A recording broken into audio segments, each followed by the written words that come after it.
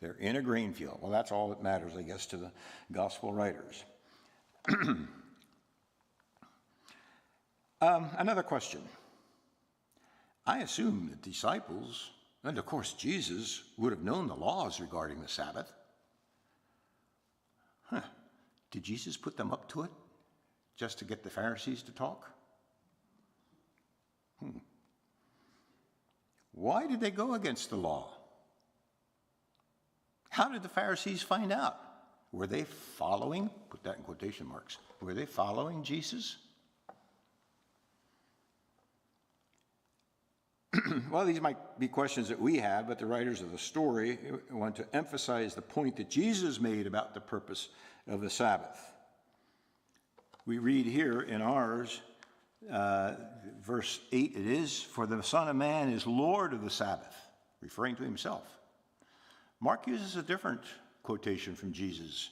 In place of Son of Man being the Lord of the Sabbath, he says, the Sabbath was made for man, not man for the Sabbath. Well, what did the Pharisees see? Well, they saw this harvesting of grain, and to them that was work, if you harvest.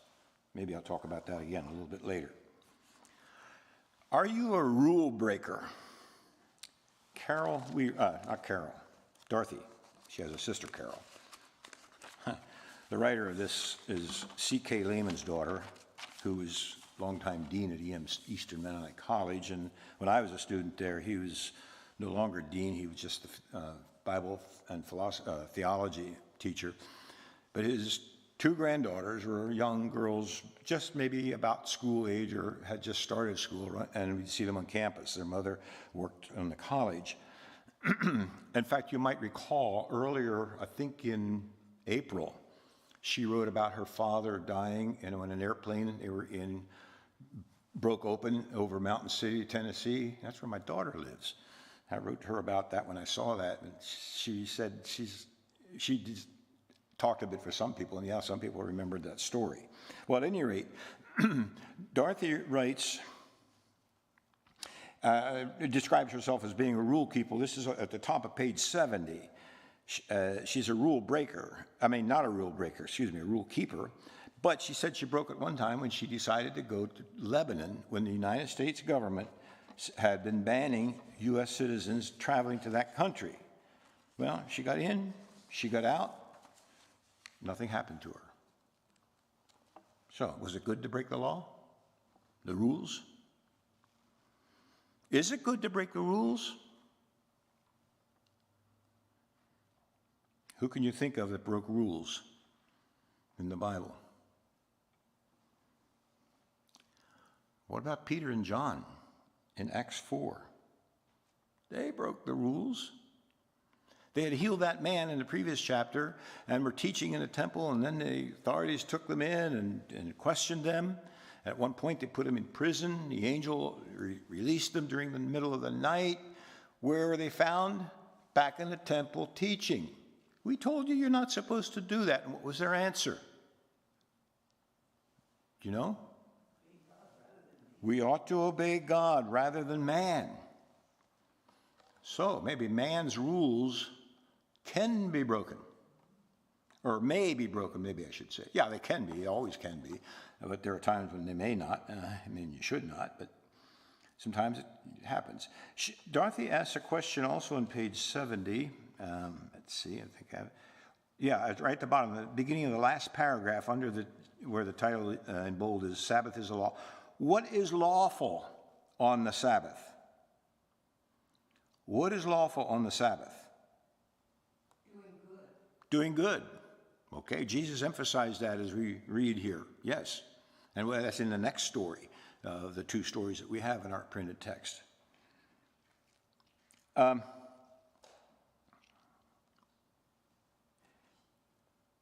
We don't bother asking ourselves that question much anymore.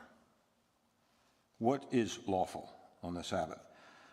For most of us growing up, there were even government restrictions on what could be done on Sundays. Remember the blue laws? Pennsylvania had blue laws that pertained mostly to professional sports and alcohol. Only baseball was allowed on Sundays, no other sport. I'm talking mainly professional, I think, here. That's what the article, I think, was referring to. Well, that changed. 1933, somebody who wanted to bring a team into Philadelphia to play football, and football you play on Sunday, not another day of the week, so he thought. So he asked the governor, Gifford Pinchot, to see if he could do something about getting the law changed. Well, the Pennsylvania legislature passed a law lifting the restriction, but saying each community must decide how to observe the Sabbath, observe Sundays. So each community had to vote, do we allow this or that? Well, Philadelphia, by the end of the year, by November, had passed I guess you could say, an ordinance permitting football on Sundays in Philadelphia, and the Eagles got to Philadelphia. For many years, alcohol could only be purchased in state stores, and the price was uniform across the state. In 2016, the law was relaxed, allowing restaurants, grocery stores, convenience stores to sell wine, but only if they obtained a special license. Sunday restrictions on the hours of business were also lifted. Now today there's still a couple of laws that Pennsylvania has for Sunday. You can't hunt on Sunday unless you're hunting for foxes, crows, or coyotes. And Pennsylvania does not allow car dealerships to be open on Sunday. I didn't know that. That was new to me. And I think there's a number of other states that have that same rule. So we could ask a question, why do some businesses allowed to operate and not others? Well, that's the government's call, not ours. But you know, some of the blue laws were really based on Christian directives. One good example is Ocean City, New Jersey. It was established by 4 Methodist ministers, and their blue laws only changed in recent decades. But alcohol is still not allowed to be sold in Ocean City, New Jersey. In spite of that law, in 2017, it was listed as the drunkest city in New Jersey. Well, the people went out of the city to purchase what they wanted, and came back and overdid it. We remember when grocery stores were closed Sundays, and then the chain stores began to open. And now within this century, Christian-owned grocery stores began to open. It's only a handful that remain closed on Sundays. Is it greed for the almighty dollar? Is the idea of competition so important that we don't want the others to get ahead of us, so we got to open up on Sunday too? Well, there's some other issues, I'm sure. I think one of the big issues I know for Oregon Dairy, and I think maybe Stauffer's as well, was that the wholesaler that they were getting their food would not sell to them unless they opened on Sunday. And now then they had to deal with that issue.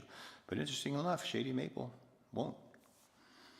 Well, there's a second story here. Now that was the story of the grain and the disciples harvesting and being accused of doing something that's not according to law. What does Jesus do?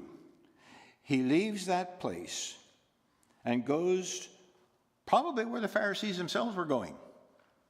Goes to a synagogue. Notice, whose synagogue is it? What does it say in the text here? Their synagogue. Assuming it's the Pharisees who've been accusing him of mishandling the Sabbath. Yeah, but now they have some questions. Now, in the grain situation, Matthew has their comment being a statement, but if you read Mark has it in the form of a question. Mark says, why are they doing on the Sabbath what is not lawful? Whereas Matthew here says, it's not a question. Simply, can't find it without my glasses on. Look, your disciples are doing what is not lawful to do on the Sabbath. Just a plain statement, but they're accusing me. Now here in the synagogue, it's the Pharisees who speak first, and this time with a question.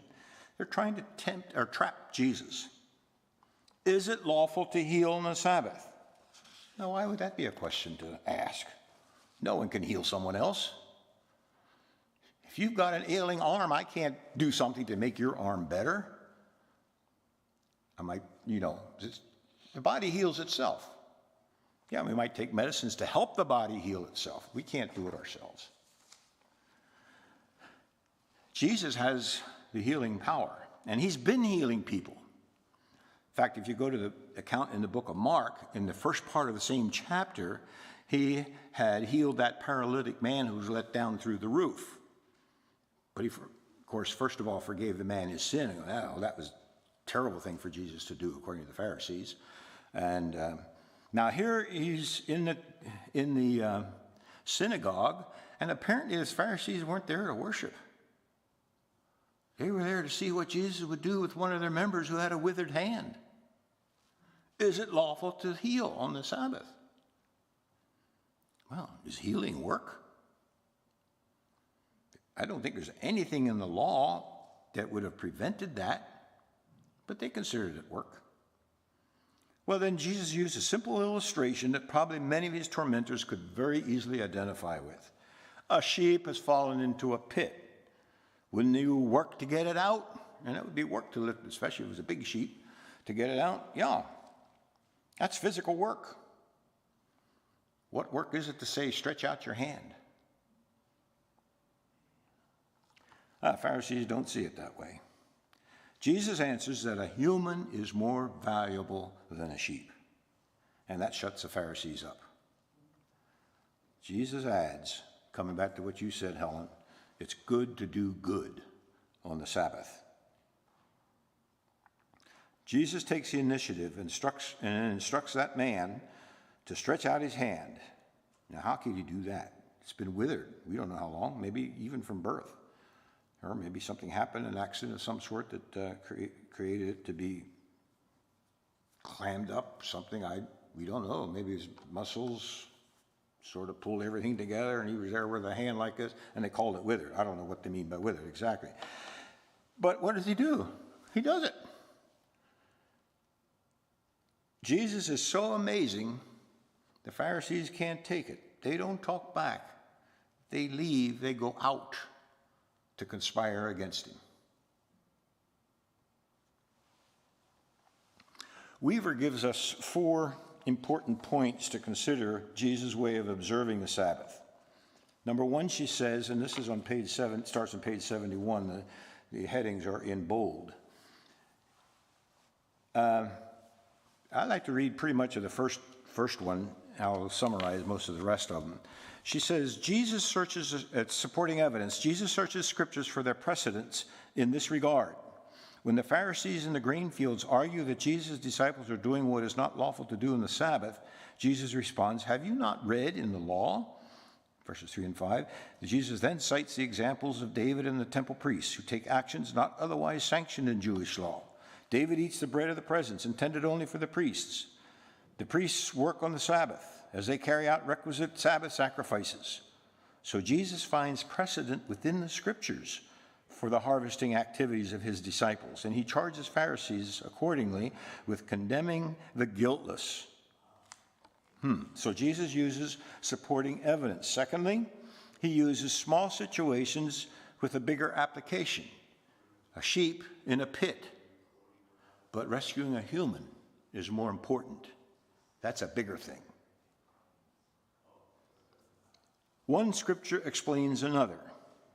In the first story, the grain field story, he quoted David, which we just mentioned a bit ago here, how he entered that. But then he goes on to, in verse 7, one of our key verses, if you had known what this means, I desire mercy and not sacrifice, you would not have condemned the guiltless. So and this is a prophecy from Hosea. Hosea says not only that, I desire mercy and not sacrifice, and find my place here. I thought I had it written down here. Somebody remember the exact quote? Well, I think maybe it's a little bit later on. I'll come to it. Then fourth is the authoritative interpretation. There's one greater than the temple in this place. To the Pharisees of his day, the temple worship and keeping the Sabbath were the two most important rituals, two important rites. And Jesus is saying there's one greater than the temple here. And so he's attacking, in a way, the dominance of the temple worship of these Pharisees. And then he also attacks the second most important religious rite, and the keeping of the Sabbath. How many times do we read in the gospel that Jesus did something on the Sabbath and was accused of doing something wrong? It's interesting how often that comes up. It is lawful to do good. Let me read that 3 different ways. Okay? It is lawful to do good. It is lawful to do good. It is lawful to do good. All right? Myron Augsburger, in his commentary on Matthew, says that Jesus' conflicts with his opponents maintained his integrity in carrying out his mission. But it also exposed their position in relation to God. They were more interested in keeping the law rather than developing their fidelity with God. The rest of that Hosea verse says, and here it is, and the knowledge of God is more than burnt offerings. Okay, so the first part was, I desire mercy, not sacrifice, and the knowledge of God is more than burnt offerings. So Jesus is saying, even the prophets say, you need to know God and be in tune with God. The sacrifice is not all that important. To these Pharisees, rubbing grain in their hands was an act of harvesting, therefore work. They had laws that we might consider rather ridiculous. For instance, a person shall not spit on the ground lest his sandal rub over it and a ball of dirt be formed. That would be plowing. A woman was not to look in a mirror on the Sabbath lest she find a hair on her face and remove it.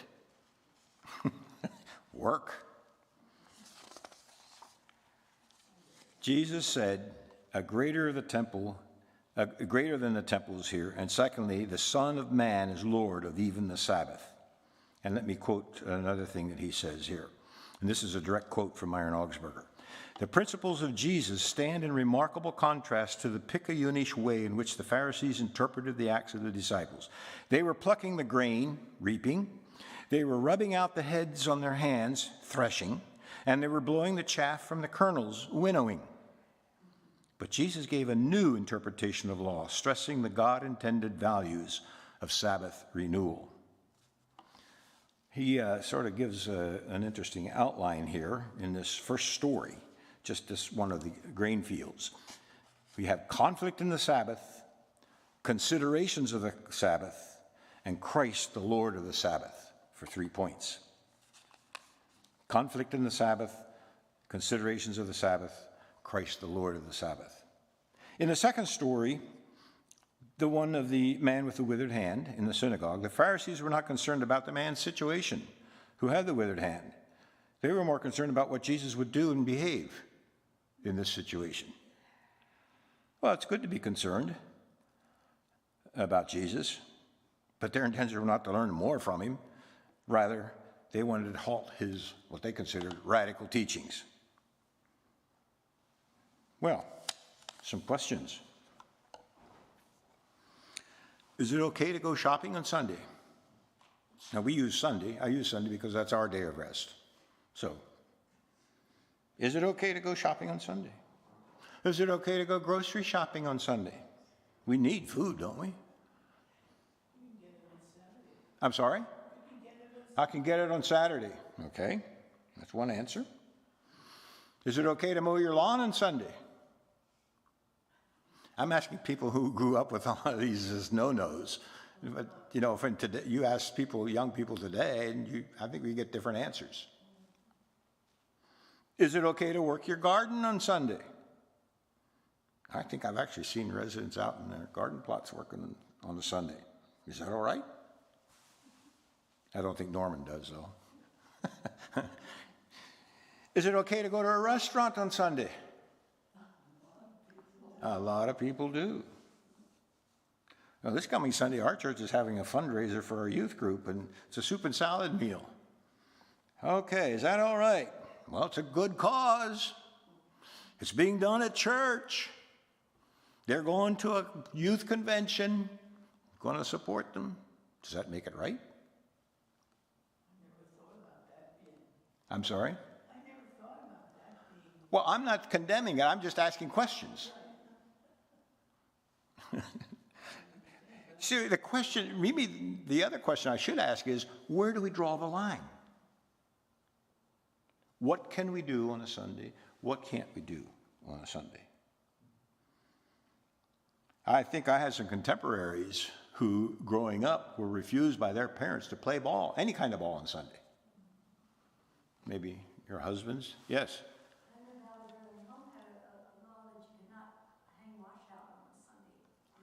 Lebanon Valley Brethren Home had a rule, you cannot hang wash out on Sunday. That's where my wife lived before we got married. Okay, that's interesting. Yeah. Well, I could be very pharisaical about Sunday shopping and say that I would never go to a store on Sunday and buy anything. And I could carry it further and say I won't even darken a door of a store that opens on Sunday. Now, that sounds extreme, and it is. So again, where do we draw the line? Well, answering those questions could be taken as trivial. The more important question is going along with the meaning that I talked about earlier, the meaning of Sabbath, rest. Is what I am doing on Sunday restful? Sherwood last week took us through the rest that is found in Psalm 23. Oh, paper got turned around here. Now, I think for some of us, the answer to some of those questions that I was asking here comes with another question. Am I requiring someone to work to provide my rest for me? For example, if I want to give my wife rest from the kitchen, so I offer to take her out to a restaurant on Sunday. But in doing so, we benefit from the work of others. So is that right? We've sort of taken a position at this point. We'll try not to do that if we can avoid it. Now, yeah, we do come here to the garden room Sunday noons, but that's where we live, and that's meal being made for those of us who live here. Well, but should I do it? I'm a residential person, and living independently, we could be cooking our own meals. Ooh. Maybe we should be doing like the Hebrews do, or what you suggested, do it on Saturday. Cook everything on Saturday, and then you can eat it Sunday without working. I got to tell a story here. Catherine Kittner was a lady who worked for my grandfather, David Landis. Actually, more for his mother, his wife. She was bringing up her children. But I say worked. She, I think, stayed somewhat with them. I was just 7, 8, 9 when she was around. We went back to Africa, and I think she passed away while we were gone, before we came back again.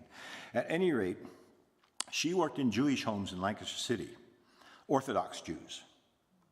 Now, when the Sabbath day approached, Friday evening, is it sunset yet? They would leave their lights on. See, they weren't allowed to turn lights off and on. That's making a fire. The law says in the Bible, in the Old Testament, you do not make a fire. They would leave their lights on, and she was instructed by them that after they're all in bed, she can come in and turn all the lights off. Well, let's take a look at how Matthew constructs this story around Jesus' teaching. In the previous chapter, chapter 11, and I know it's not in our printed text, but Jesus has these words. It's part of it's a prayer, and then it's also an invitation. Starting in verse 25 of chapter 11. I thank you, Father, Lord of heaven and earth, that you have hidden these things from the wise and understanding and revealed them to little children. I think he's referring to his disciples as the little children, perhaps. Yes, Father, for such was your gracious will. All things have been handed over to me by my Father, and no one knows the Son except the Father, and no one knows the Father except the Son, and anyone to whom the Son chooses to reveal him. Come to me, all who labor and are heavy laden, and I will give you rest. I will give you Sabbath. Take my yoke upon you and learn from me, for I am gentle and lowly in heart, and you will find rest for your souls. For my yoke is easy and my burden is light. Jesus' yoke is easy. In fact, there's some legends that say that Jesus had, in the carpenter shop, made the best yokes around. They fit the cattle better than anyone else's.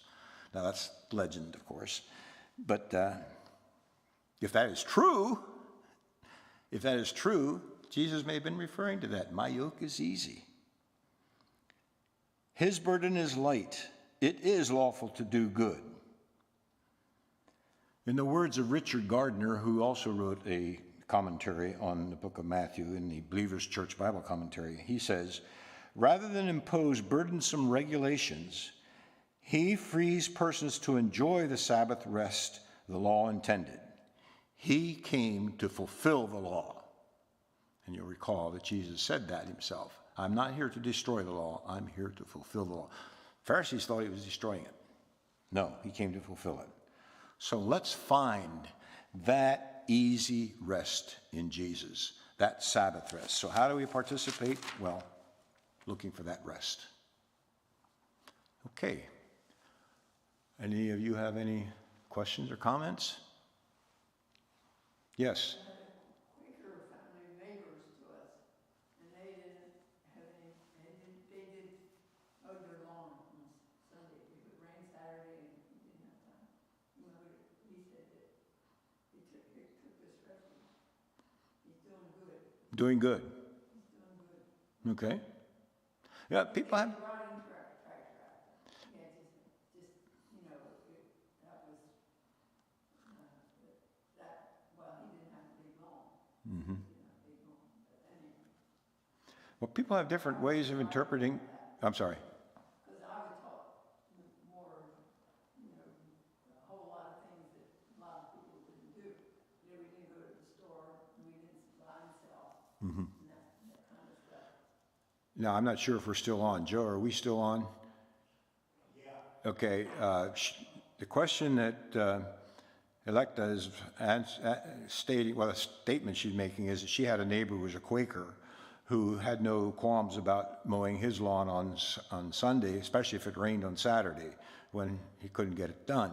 And so, and he had to go to work on Monday, so he couldn't do it then, so Sunday had to be done. Well, we all have our different ways of interpreting Scripture and so on, and I think a lot of it, what we need to do is get the consensus of the group, of the congregation, our body of believers that we're a part of, and sort of decide together where the line needs to be drawn on some of these things. Any other comments? Maybe I'm wrong. Maybe that's not the right position to take. We don't decide at knowing what we do we? We don't? Each family does. Well, yeah. I mean, I don't even know what people do. Well, there's a lot of families children will play soccer on Sunday afternoon, but what difference is that for a professional person playing ball on Sunday afternoon too? Yeah. Okay. Any other comments? If not, I think I'll say thank you for coming and have a good evening.